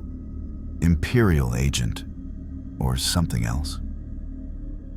Okay, look, DeadPool said, his tone shifting to something marginally more serious. I'll prove it. In 3 days, a rebel supply convoy headed for your base on Atallan is going to be ambushed by Governor Price's forces in the Orso system. It's a trap. She knows about the route because one of your sympathizers on Lothal is being blackmailed. His name is Tsibo. He's a Rhodian information broker who thinks he's protecting his family. She's going to capture the entire convoy and execute the crews publicly to make an example. The silence this time was different. It was the silence of confirmed, terrifying truth. How could you possibly know that? Hera asked, her voice barely a whisper. Because I've seen the episode. It's called The Antilles Extraction. Wait, no, that's Star Wars. Rebels. Season 3, I think? Look, the point is, it's going to happen. Unless I just stopped it by telling you. See? I'm already helping. The Ghost's docking bay door slowly opened. An invitation. Bring your ship in, Kanan said, his voice heavy with resignation and concern. But understand, we will be armed, and we have a Jedi. Ooh, a Jedi. I haven't met one of those yet. Well, besides Vader, but he's more of a Sith light these days. DeadPool guided the shuttle smoothly into the Ghost's hangar, setting it down beside the Phantom. Don't worry, I'm harmless. Mostly. My lawyers would argue that the definition of harm is subjective when the victim gets better. As the shuttle's ramp lowered, he was met by the entire crew of the Ghost. Hera, Kanan, Ezra, Sabine, Zeb, and the droid Chopper, who immediately grumbled a series of insulting beeps. He says your ship has a lousy paint job. Sabine translated, her helmet under her arm, her expression a mixture of curiosity and severe distrust. He's not wrong. Imperial design philosophy is intimidation over aesthetics. It's all gray and angry. DeadPool strode down the ramp, arms spread wide. So, this is the main cast. Love the dynamic. The responsible leader, the brooding Jedi, the plucky kid, the artistic Mandalorian, the grumpy muscle, and the war criminal droid. It's like a teenage space drama, but with more war crimes. You said you know the future, Kanan said, stepping forward, his blind eyes seeming to look right through DeadPool. The force around you is silent and loud at the same time. It's confused. Yeah, I get that a lot. My presence breaks the fourth wall, which apparently messes with cosmic energy fields. Who knew? DeadPool looked at Ezra. You feel it too, don't you, kid? The big nothing where my force signature should be? Ezra nodded slowly, his hand resting on his lightsaber. It's like a hole. Exactly. I'm a narrative black hole. Now, about that convoy. DeadPool leaned in conspiratorially. I've just given you a major win. The Empire's about to get embarrassed, and you get to save a bunch of lives. You're welcome. My payment will be your undying gratitude and access to your food synthesizer. Hera crossed her arms. Why should we trust you? This could still be an elaborate Imperial plot. Oh, it's a plot, all right. Just not an Imperial one. It's my plot. DeadPool's masked face seemed to grin. See? I just gave the Empire a huge advantage by fixing the Death Star. So, to keep the game interesting, I figured I'd give the rebels a few advantages too. Balance and all that. Also, the Empire's fashion sense is terrible and you guys have way more color. I'm a sucker for good branding. He looked around at their stunned, suspicious faces. He had thrown their world into a blender. They were heroes in a simple story of good versus evil. And he was the Joker who had just told them it was all a script and that he was rewriting it in real time. So, DeadPool said, clapping his hands together, who's hungry? And more importantly, who wants to hear about the time Darth Vader almost cried when I told him he becomes a Force ghost? The atmosphere in the ghost's common area was thicker than Hothian permafrost. DeadPool sat perched on a storage crate, munching on a synthesized protein bar that tasted vaguely of despair and processed oats. The rebel crew formed a semicircle around him, their postures a unified front of deep-seated mistrust. Chopper whirred menacingly in the corner, his electro-prod extended. So, let me get this straight, Sabine Wren said, her arms crossed tightly over her chest plate. You're from another dimension where our lives are entertainment? Bingo, action figures, lunch boxes, animated series, the whole shebang, DeadPool said through a mouthful of the bland bar. You're a lot shorter in the show, no offense. Zeb grunted, his large frame blocking the exit. And you just told the Empire how to fix their super weapon? Correction. I told Vader. There's a difference. The Empire is a faceless machine. Vader is a tragic figure with family drama and a killer wardrobe. It's more personal. DeadPool tossed the rest of the bar over his shoulder. It hit the wall with a dull thud. Point is, the playing field was looking a little uneven. I had to give you guys a fighting chance. A fighting chance? Kanan's voice was calm, but his hand rested on his lightsaber. You gave a genocidal weapon to a tyrant and call that balance? Semantics. I also just gave you the intel to save a convoy and expose a mole. We're net positive on the good deed ledger. DeadPool leaned forward, his mask's white eyes squinting. But here's the real juicy stuff. The stuff your Jedi pals in the temple never taught you. Ezra, who had been listening with a mixture of fascination and horror, stepped forward. What stuff? The future, kid. Your future. DeadPool's tone dropped its manic edge, becoming unnervingly direct. In a few years, the Empire completes that Death Star. And unless someone stops them, someone who, thanks to me, might now fail, they're going to test it on Alderaan. Hera gasped softly. Princess Leia's world? The very same. Poof, gone. Billions of people just dust in the solar wind. He let that horrific image hang in the air for a moment. And after that, the Empire falls. A ragtag group of rebels, led by Leia and a now Jedi Luke Skywalker, destroys the Death Star in a stunning upset. Skywalker? Kanan frowned. The name is familiar from the Clone Wars. A general. The general. His son. Who, by the way, is Vader's kid. Yeah, that's the family drama I mentioned. It's a whole thing. DeadPool waved a dismissive hand. But here's where you come in, Spectres. Your little cell here, your fights on Lothal. They matter. They're the kindling for that fire. You inspire others. You prove the Empire can be beaten. But, he paused for dramatic effect, some of you don't make it to see the victory parade. The crew exchanged uneasy glances. It was Hera who spoke, her voice steady but strained. What are you saying? I'm saying that in the timeline I know, Kanan Jarrus dies a hero's death. He sacrifices himself to save you all, Hera, and your unborn child, from a massive explosion.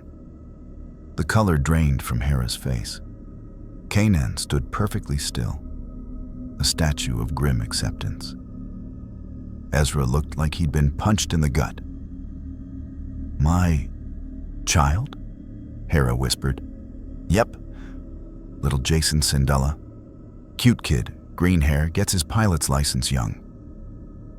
DeadPool's cavalier delivery of such intimate, life-altering information was profoundly unsettling. And you, Ezra Bridger, you pull off one of the ballsiest moves in the franchise. You use the Force to summon a flock of Purrgil, those big space whale squid things, and you have them hyperspace ram an Imperial Star Destroyer right into Lothal's capital. You free your world. But the Purrgil take you and Thrawn away with them, into the unknown regions. You vanish for years. Ezra stared, his bravado completely shattered. What? See? I'm a treasure trove of spoilers. Now you know. Kanan, you die a noble sacrifice. Ezra, you become a legend but get lost in space. The rest of you, he gestured to Sabine, Zeb, and Hera. You live on to help build the new Republic. Happy endings, mostly. The room was silent, save for the hum of the ghost systems and Chopper's agitated whirring. He had taken their destinies, their fears, and their hopes, and laid them out like a deck of cards. The weight of foreknowledge was crushing.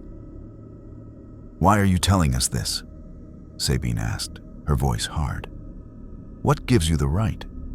Right? Honey, I operate on a different moral compass, one that spins freely and occasionally points toward the nearest taco stand. DeadPool hopped off the crate. I'm telling you because knowledge is power. Now you know the stakes. Now you know the cost. Kanan, you know your death has meaning. Ezra, you know you have a way to save your planet. You can choose to walk the same path, or you can try to find a new one. That's the gift I'm giving you. Agency. It's a curse, Kanan said, his voice low. To know one's own end. It clouds everything. The Force is about being in the moment, trusting its will. Yeah, well, the Force didn't account for a guy who read the script. DeadPool tapped the side of his head. The question is, what are you going to do with it? You going to let fate push you around, or are you going to push back? Before anyone could answer, the ship's comms crackled to life. It was Agent Callus, his voice tight with urgency. Spectres, the situation has changed. The Imperial convoy ambush, it's happening ahead of schedule. Price is moving now. Your intelligence was correct, but your window to intervene has closed. The convoy is already entering the Orso system. Hera's head snapped up, her maternal and strategic instincts warring with the cosmic bomb that had just been dropped in her lap. The immediate crisis won. We have to go, now. See? DeadPool spread his arms. The timeline is already changing. My mere presence is causing narrative drift. This is so cool. As the crew scrambled to their stations, a new resolve hardening their features. Kanan lingered for a moment, his sightless gaze fixed on DeadPool. You have set terrible things in motion. Terrible or interesting? DeadPool countered. You were all going to be heroes in a story. Now, you get to be the authors. Isn't that better? Kanan didn't answer. He simply turned and followed his family to the cockpit. DeadPool was left alone in the common area with Chopper, who emitted a series of particularly venomous beeps. I know. Right? DeadPool said to the droid. They're so dramatic. You give people the power to change their destinies, and they get all moody about it. He looked toward the cockpit, where Hera was already barking orders and the engines were whining to life. The Ghost was going to war, its crew armed with knowledge that was both a weapon and a poison. He had given the Empire a shield. He had given the Rebellion a sword. And he had given its heroes a glimpse of their own graves. The game was indeed getting interesting. The cockpit of the Ghost was a symphony of controlled chaos. Hera's hands flew across the controls, her focus absolute as she punched the ship into hyperspace. The blue-white vortex swallowed them whole, but the tension in the cabin was a physical weight. The timeline is already changing, Ezra muttered, staring at the streaking stars. He wasn't lying about the convoy moving early. Focus on the now, Ezra, Kanan said, his voice a calming anchor, though DeadPool could see the tightness in his shoulders. The knowledge of his own death was a ghost already sitting in the co-pilot's seat. DeadPool, crammed into a corner behind the seats, was blissfully unaffected. Ooh, a hyperspace jump to a last-minute rescue. The drama, the tension. Do we have a soundtrack? We need a soundtrack. He began humming the Imperial March. Can we space him? Zeb grumbled, glowering at the red-suited nuisance. Just a little. We can leave the airlock open for a minute. He'll come back, right? Tempting, Sabine said, not taking her eyes off her sensor display. But he might be useful. He knew about Sibo. He knew about the ambush. I also know which of you snores, DeadPool chirped. Zeb, it's you. You sound like a Wookiee with a sinus infection. The Ghost reverted to real space with a lurch. The Orso system materialized before them, a dull orange star and the glittering, deadly tableau of the trap already sprung. A handful of beat-up GR-75 medium transports were surrounded by 3 Imperial Arquitens-class light cruisers. TIE fighters swarmed like gnats, their green laser fire stitching through the void, picking off the transport's shields. They're getting slaughtered, Hera whispered, her hands tightening on the yoke. Kanan, Ezra, get to the turrets. Sabine, Zeb, prep for potential boarding. We're breaking that cordon. And what should I do? DeadPool asked, leaning between Hera and Sabine. I'm great at boarding actions. I'm very distracting. Stay, Hera ordered, her tone leaving no room for argument. Out of the way.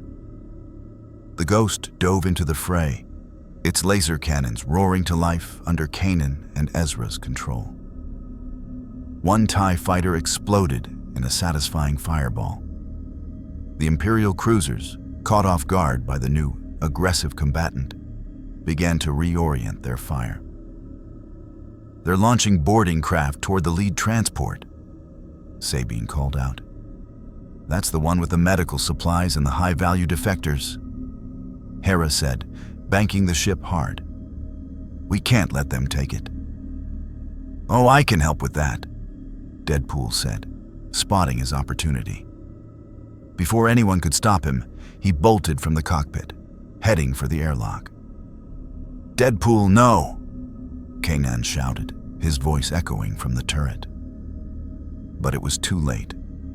DeadPool had already slapped the airlock cycle button. As the inner door hissed shut, he waved at the internal camera. Don't wait up. The outer door opened to the vacuum of space.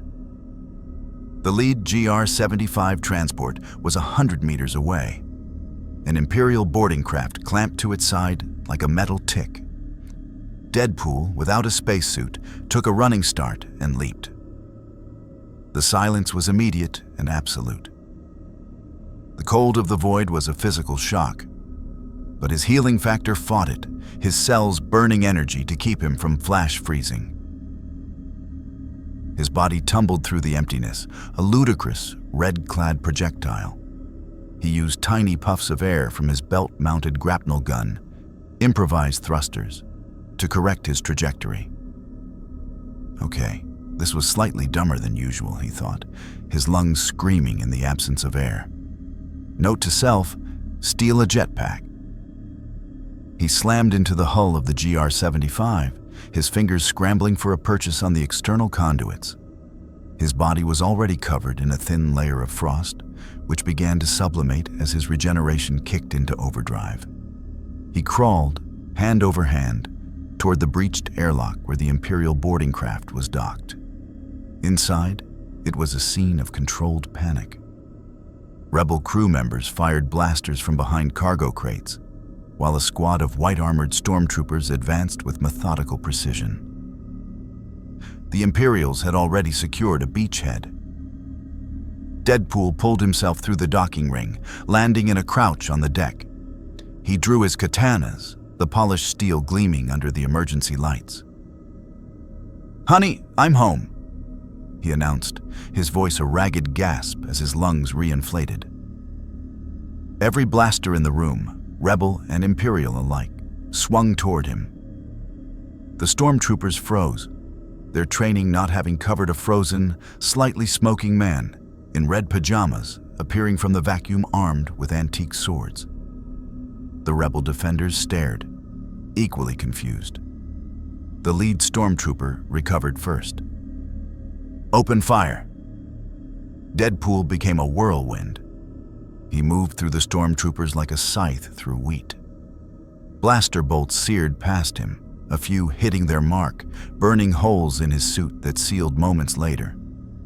His katanas were a blur, finding the weak points in the plastoid armor with surgical precision. He didn't bother with deflections. He relied on speed, unpredictability, and the fact that he could afford to take a dozen hits for everyone he landed.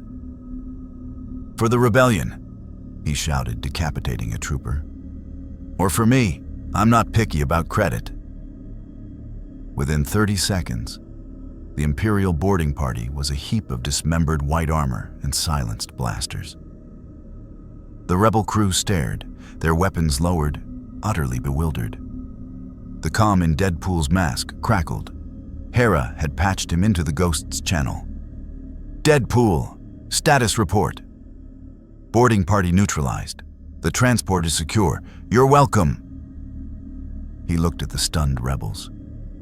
A little applause would be nice. "A thank you, oh magnificent DeadPool?" Nothing? One of the rebel officers, a grim-faced human, finally found his voice. "Who? What are you?" "The guy who just saved your bacon. Now, if you'll excuse me, the party's just getting started." He turned and headed deeper into the ship, toward the sound of more blaster fire. Back on the Ghost, the crew watched the sensor display in stunned silence. DeadPool's life sign, which had briefly flickered in the vacuum, was now moving through the GR-75, leaving a trail of destroyed Imperial sensors in its wake. He just... Ezra stammered from the turret. He jumped into space, without a suit. And he's fine, Sabine added, her voice a mixture of horror and awe. His biosigns are stable, a little hypothermic but stabilizing. Kanan's voice was grim over the comm. He's a force of nature, an unpredictable, amoral, chaotic force of nature. And he's now fighting on our side. For now. Hera expertly weaved the Ghost between the Imperial cruisers, her attacks creating a diversion, allowing the other transports to scramble into hyperspace. The plan was working, but it was a victory feels hollow. They were winning a battle. But the man who had just turned the tide was the same one who had potentially doomed the galaxy by strengthening the Empire's ultimate weapon. They had seen his power firsthand. They had seen his complete disregard for his own life, for physics, for the established rules of their reality. He was a weapon, yes, but a weapon with no safety, no allegiance, and a twisted sense of humor. The lead transport, its Imperial borders eliminated, jumped to safety. The Ghost, its role complete, prepared to follow. DeadPool, having cleared the GR-75 of hostiles, stood by its airlock as the Ghost moved in to dock. He looked out a viewport at the retreating Imperial cruisers, one of which was venting atmosphere from the damage the Ghost had inflicted. He keyed his comm, a wide, unseen grin on his scarred face. So, that was fun. Same time next week, I called dibs on the Star Destroyer. The galaxy had just gotten a lot more complicated, and the Rebel Alliance had just acquired its most dangerous asset. The victory in the Orso system was Pyrrhic, tasting of ash and existential dread. Back in the Ghost's common area, the mood was funereal, not celebratory. They had saved the convoy, but DeadPool's presence was a corrosive acid eating away at the foundations of their reality. He cannot stay, Kanan said, his voice low and final. He stood with Hera near the viewport, away from where DeadPool was enthusiastically trying to teach Chopper how to play a game involving spoons and questionable rules. Every moment he's here, he unravels the future. He doesn't just change outcomes, he corrupts the very concept of destiny. I know, Hera replied, her voice heavy. She placed a hand on her stomach, a subconscious gesture. The knowledge of a child, of a future sacrifice, had already altered the trajectory of her life. But he's also a weapon. A devastating one. The Empire saw that. We'd be fools to just cast him aside. A weapon that points in every direction at once. Kanan turned his head slightly, as if listening to something only he could hear. The Force is screaming in his presence. It's not just silent around him. It's in pain. Their debate was cut short as the ship's proximity alert blared. A massive Imperial signature dropped out of hyperspace directly behind them, blotting out the stars.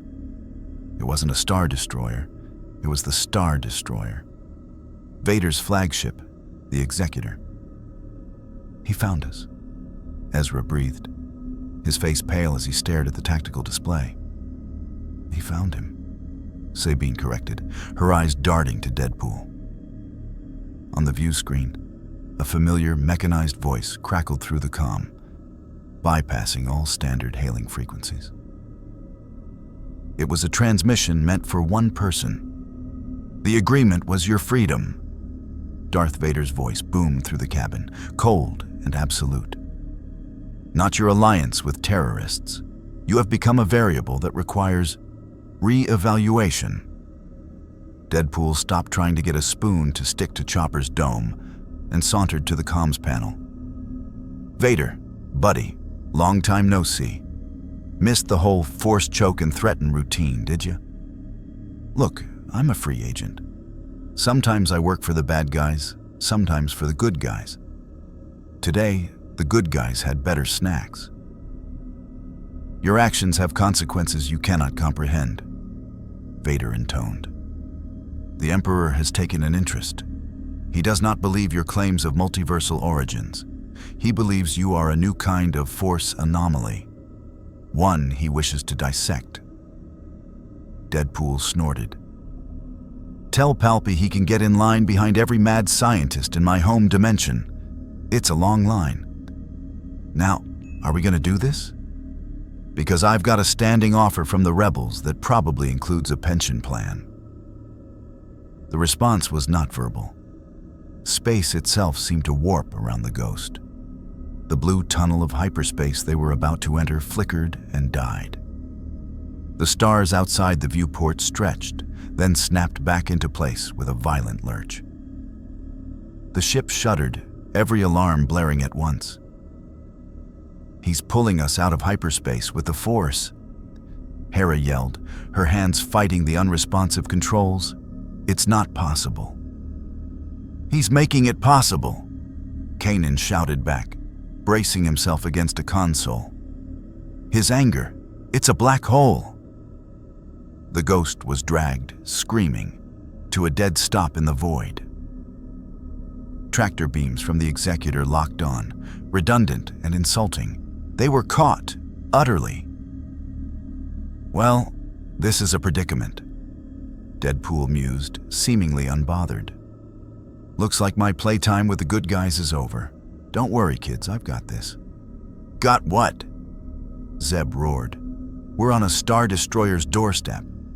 Exactly. Time for a door-to-door sales pitch. Before anyone could stop him, DeadPool slapped the external comms button, opening a channel to the Executor. Hey, Annie, you want me? Come and get me, but you gotta catch me first. With that, he sprinted for the airlock. Stop him, Kanan commanded. Ezra and Zeb lunged, but DeadPool was a blur of motion. He dodged Ezra's Force-assisted grab, slid between Zeb's legs, and slammed the airlock cycle button. DeadPool, don't, Ezra pleaded. He'll kill you. He'll try. That's the fun part. DeadPool gave a final, jaunty wave as the inner door sealed. Tell my story and make me look good-looking. The outer door opened. Instead of leaping into space, DeadPool fired his grapnel gun. The hook shot out.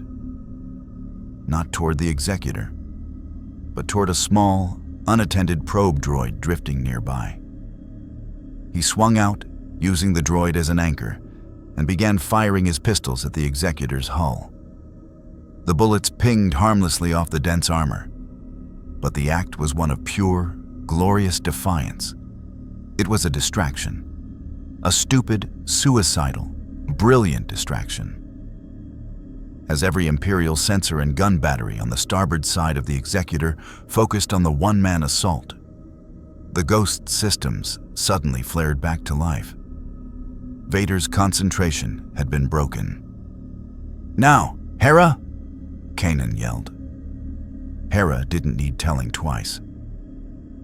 She slammed the hyperdrive controls. This time, the jump to light speed was clean, the blue vortex swallowing the ghost whole, leaving the Executor and its furious Dark Lord behind. They had escaped, but they had left their savior behind. On the bridge of the Executor, Darth Vader watched the ghost vanish. His rage was a cold, sterile thing. He turned his gaze to the viewport, where the red-suited fool was now standing on the probe droid, bowing dramatically to the Star Destroyer. A squad of TIE fighters deployed, swarming toward him. DeadPool holstered his pistols and put his hands on his hips, striking a heroic pose. Well, audience, it's been a slice, he said to the uncaring void. Time for the season finale cliffhanger. The lead TIE fighter opened fire. The probe droid exploded into 1,000,000 pieces. For a moment, DeadPool was visible, tumbling amidst the debris, his body riddled with shrapnel and laser burns. Then, he was lost to the darkness of space, a broken, floating thing. The TIE fighters circled, confirming the kill. No life signs. Just frozen, dead flesh. On the Executor, Vader stared at the spot where the anomaly had been destroyed. He felt the strange, silent hole in the Force vanish. It should have been satisfying. Yet, he felt nothing but a profound sense of incompletion. The variable was gone, but the chaos it had sown remained. The knowledge it had imparted festered in his mind, his children, his fate. The galaxy felt different. It felt edited. And in the cold, airless dark, a single scarred hand twitched. A spark of regeneration, fueled by a mutation the Force could not comprehend, flickered to life in dead nerves. The healing began, slower in the absolute zero and without oxygen, but it began. It would take time, a long time. But for an immortal, time was the one thing he had in infinite supply. Time became a meaningless concept. There was only the void, the cold, and the slow cellular grind of regeneration. DeadPool's consciousness flickered in and out like a faulty holoprojector. He was aware of the TIE fighters sweeping the area, their sensors passing over his frozen, lifeless body, cataloging him as just another piece of debris. He was aware of the Executor's massive engines glowing as it turned, and with a final, contemptuous leap into hyperspace, abandoned him to the eternal night. Well, this is boring, he thought, or would have, if his brain had been fully online. Note to self: getting blown up in deep space leads to really dull downtime. His healing factor, the one constant in his chaotic existence, worked with the grim determination of a universe-refuting engine. In the absence of oxygen, it cannibalized non-essential tissue, rebuilding his vital organs first. Frostbitten skin sloughed off, replaced by pink, new flesh that immediately flash froze. It was a horrific, stop-motion process of death and rebirth, playing on an endless loop in the silent theater of space. Days? Weeks? He had no way to measure. His drifting course, dictated by the momentum of the explosion, eventually brought him into the gravitational pull of a nearby gas giant, a swirling marble of oranges and reds. He began a slow, spiraling descent into its upper atmosphere. The friction was his alarm clock. As he hit the thermosphere, his frozen body began to glow, a red-suited meteor screaming a path through the ammonia clouds. The heat seared away the frost, jump-starting his dormant systems. Air, thick, toxic, but containing trace oxygen, rushed past him. His lungs, newly reformed, drew in a burning, painful breath. His eyes snapped open behind his mask, just in time to see a vast, industrial landscape rushing up to meet him. He was falling toward a massive Imperial refinery complex, built on a floating platform in the gas giant's upper atmosphere. "Honey, I'm home." He crashed through the roof of a secondary processing plant, landing in a heap of twisted girders and shattered machinery. Alarms blared. Stormtroopers stationed at the facility converged on the site, their boots clattering on the metal grates. DeadPool stood up, brushing dust and frozen bodily fluids from his suit. He was whole. He was angry. And he was very, very behind on his quota for causing galactic scale incidents. The first squad of stormtroopers rounded the corner. They didn't even have time to raise their blasters before his katanas were out, a silver whirlwind of dismemberment and deflected blaster bolts. "You!" he shouted at a terrified technician cowering behind a console. "What's the date? How long was I out?" It's the third cycle of the... By the Emperor, what are you?" the man stammered. "Never mind." DeadPool decapitated a stormtrooper. The fact that the Empire is still here means I wasn't out that long. Good. Less catching up to do. He fought his way out of the processing plant and into the refinery's main thoroughfare. It was a city of industry, a maze of pipes, towers, and landing pads. TIE fighters stationed there launched, swooping down to strafe his position. He didn't bother dodging. He let their lasers carve trenches in the deck around him, his body healing the wounds almost as fast as they were made. He was a force of nature unleashed, a symbol of immutable chaos let loose in the Empire's meticulously ordered machine. He wasn't just attacking, he was performing, a one-man show of anarchy. He found a comms station, slaughtered the crew, and hijacked the system. He didn't bother with encryption. He broadcast on every public and military frequency he could access. "Hello, Galaxy. Remember me? The guy in red who knows all your secrets? Well, I'm back, and I'm feeling chatty."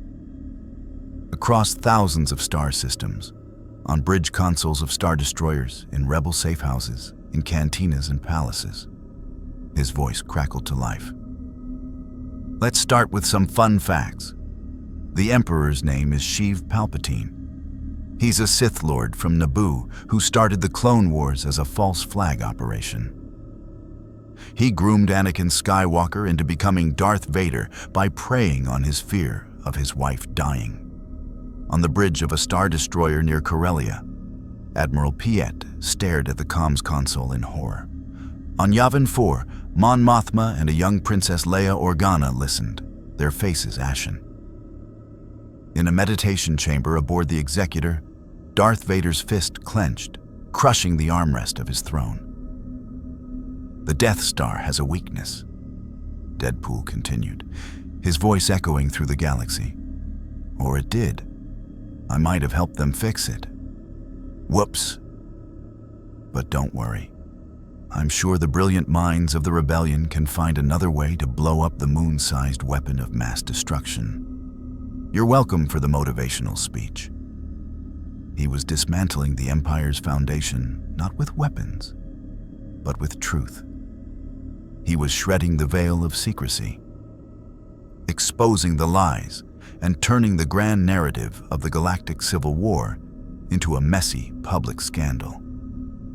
"And one last thing," he yelled, as the refinery around him burned and the Imperials mounted a desperate, futile counterattack. "A message for a certain Dark Lord. Hey, Vader, I lied. I don't think your redemption is doomed. I think it's gonna be awesome. Save your kid, you emo bastard. Do it for the merch." He cut the transmission. The fallout was instantaneous and seismic. The Empire went into full-scale information lockdown, but it was too late. The seed of doubt had been planted in 1 billion minds. The rebellion, reeling from the revelations, found itself suddenly flooded with new sympathizers and defectors, all asking the same question: is it true? DeadPool had done what no fleet, no army, no Jedi could ever do. He hadn't just challenged the Empire's power, he had broken its story. He had introduced the one element its absolute control could not withstand: absolute chaos, as the Imperial refinery collapsed into the gas giant's depths around him. DeadPool stood on the edge of a collapsing landing pad, a TIE fighter burning behind him. He wasn't trying to escape. He had done what he came to do. He looked up at the swirling, poisonous sky, a lone, chaotic figure against the backdrop of a crumbling empire of order. "Cue the music," he said to no one, "and roll the credits." He let himself fall backward, disappearing into the colorful, violent clouds, a ghost in the machine, a splinter in the galaxy's mind, waiting for his next cue. The galaxy would never be the same. DeadPool's brief, violent tour had left scars deeper than any superlaser could inflict. He had not destroyed a planet, but he had shattered a paradigm. The Empire, built on fear and fabricated truth, now faced an enemy it could not crush. rampant, undeniable disclosure. The rebellion, armed with stolen Imperial shuttles and newfound public support, found its struggle transformed. It was no longer a shadow war, but a galactic controversy. Darth Vader, forever altered by the knowledge of his children and his fate, became an even more unpredictable and isolated figure. His path to redemption now a conscious choice rather than a desperate act. The Force itself seemed to shudder, its grand design forever tainted by a variable from outside its equations. DeadPool had not conquered the Star Wars galaxy. He had not ruled it. But in the end, he had done exactly what the title promised. He had, in his own chaotic, fourth wall-breaking way, destroyed it. The pristine, fated galaxy of heroes and villains was gone, replaced by something messier, more uncertain, and infinitely more interesting. A galaxy where, thanks to the Merc with a mouth, anything was now possible.